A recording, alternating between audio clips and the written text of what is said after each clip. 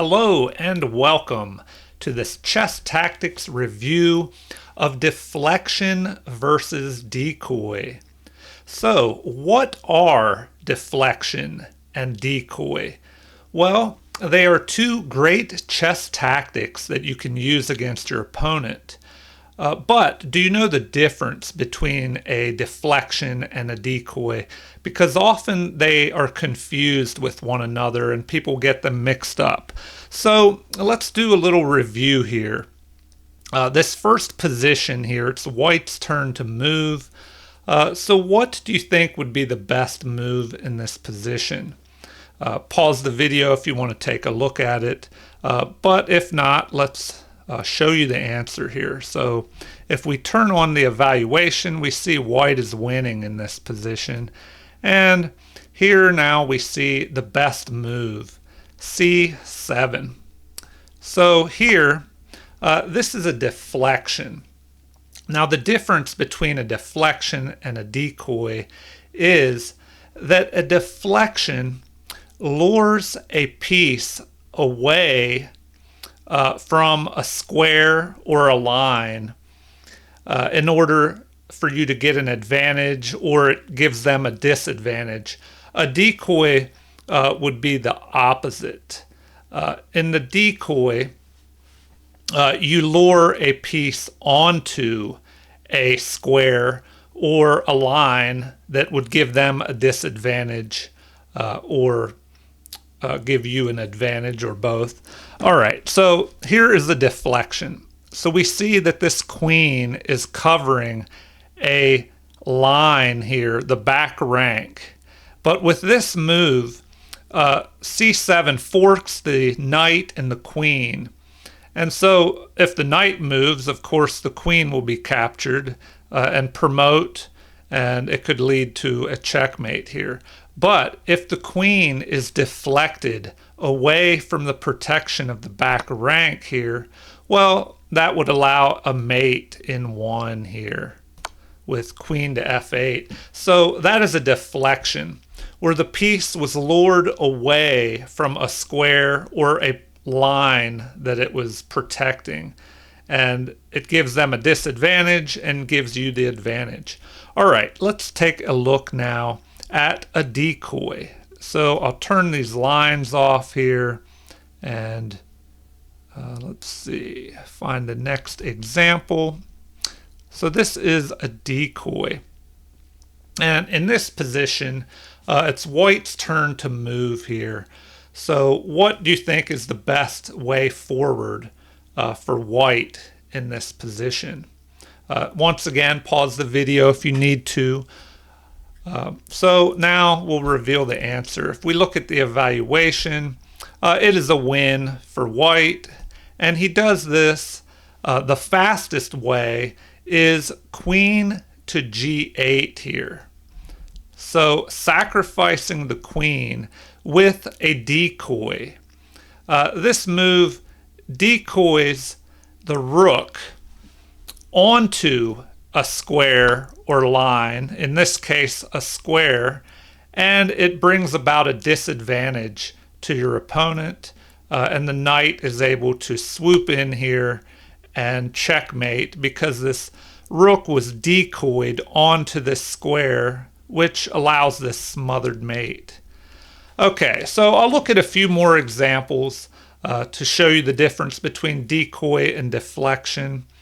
And they'll get a little more difficult here. So I'll turn off the lines. All right. So the next example. Okay, so here, what do you think would be the best move? And it's black to move in this position.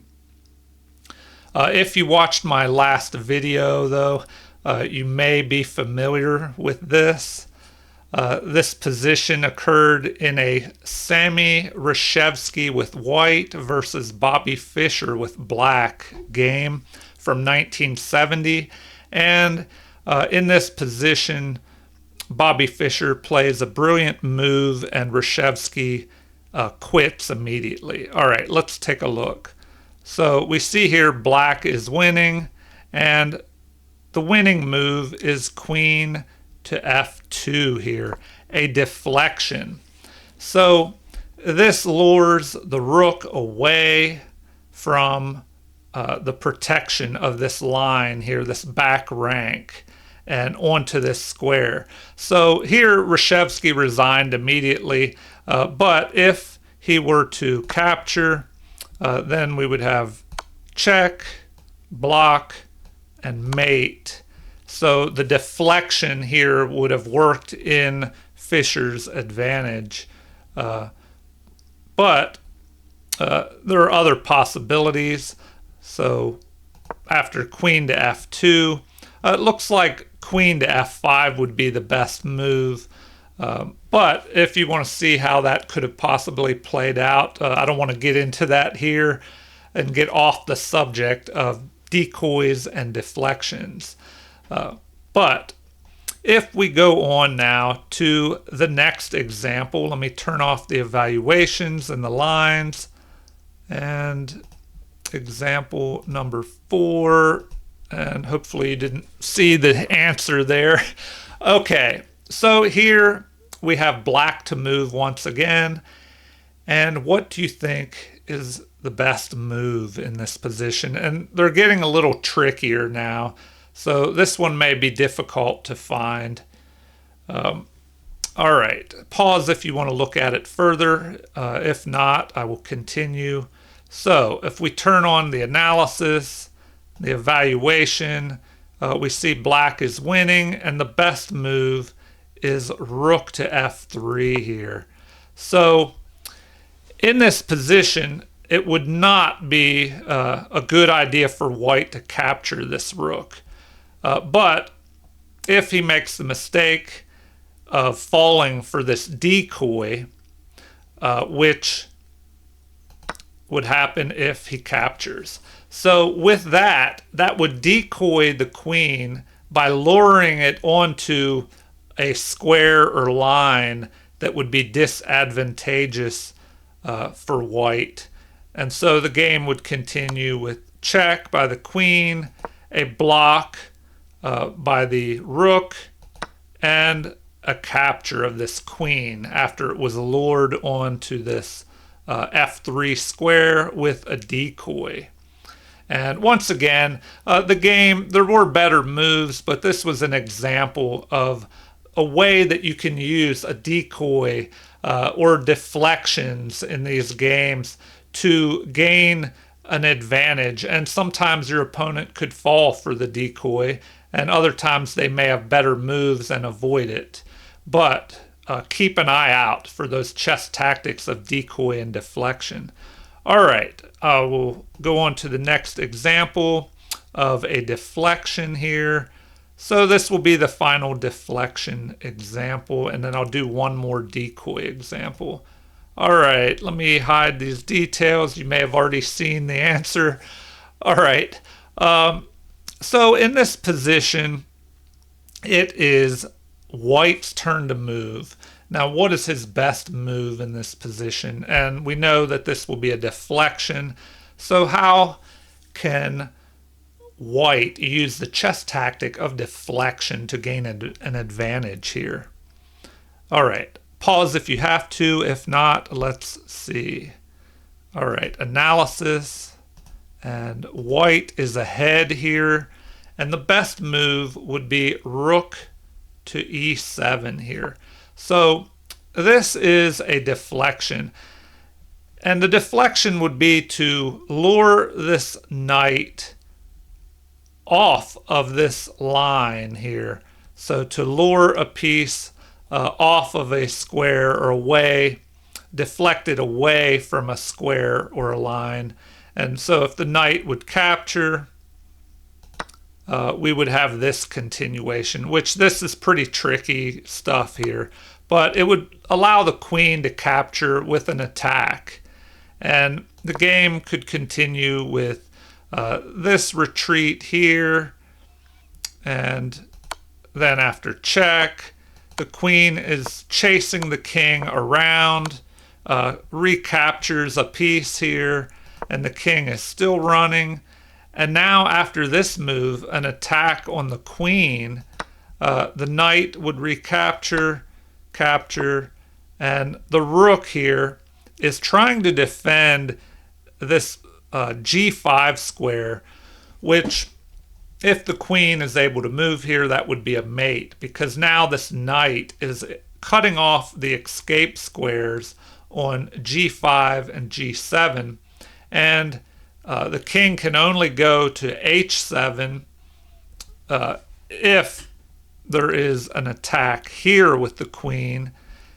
But now white plays this to cut off this h5 escape square of the king. And after the queen moves here to prevent the white queen from delivering mate on g7, we have the queen sacrificing, capture, and mate with a pawn here, with the knight cutting off the escape square. So that was a pretty crazy in-depth attack there. I don't blame anybody if they didn't see all of that, because that was pretty difficult stuff. But the game started off with that rook move and the deflection there, which lures the piece off of a line or square, giving them a disadvantage and you the advantage. And in this case, it lured the knight off of this line, this diagonal, to allow the bishop and queen to work together. All right, one final example. The next example will be a decoy, and then that will be the final one, so the video doesn't go too long here. All right, a decoy. Let me hide that. You may have already seen it. Okay, let's see here. In this example of the decoy, in this position, make sure I remember this. All right, it is white's turn to move here. What is white's best move in this position? And once again, this is a pretty tricky one. So, if you have trouble finding it, no problem. But pause if you want to look further. If not, let's see what happens here. Okay. Evaluation, white is winning here. And the best move in this position is rook to d8. A tricky move for sure. And it looks like, capturing the rook is best. And now we have knight to e7 here. So, interesting move. Now, capture, and here we have rook, which is able now to move to d8 with a check and a fork of the queen and the king. And so now capture, capture with check, and the king would just move here. And white would be having the advantage here with the queen versus a rook and bishop and this extra passed pawn here. So white shouldn't have a problem converting this advantage into a win. But this was kind of tricky. So if we go back and take a look here and see what happened. So rook to d8. This lures the rook over to here. So now this is pretty tricky. So now the knight will decoy the other rook out of the way. So let's take a look at this again. All right. So first, this rook moves up to d8, and this will decoy the rook on f8 here onto a square that will be disadvantageous and give white the advantage. Now we have the knight moving here to lure the other rook, to decoy that rook onto a square that will be bad for black. And now this allows this final fork here which forces the queen to give itself up and give white the advantage. So that was quite an interesting little tactical combination there, where the decoy was used to lure a piece onto a square that would give a disadvantage to your opponent. So just remember that the deflection lures a piece away or deflects a piece away from a square or line, giving you the advantage and your opponent the disadvantage. And the decoy is the opposite. It lures a piece onto a square or line that will be bad or disadvantageous and give you the advantage. So that's the difference between deflection versus decoy.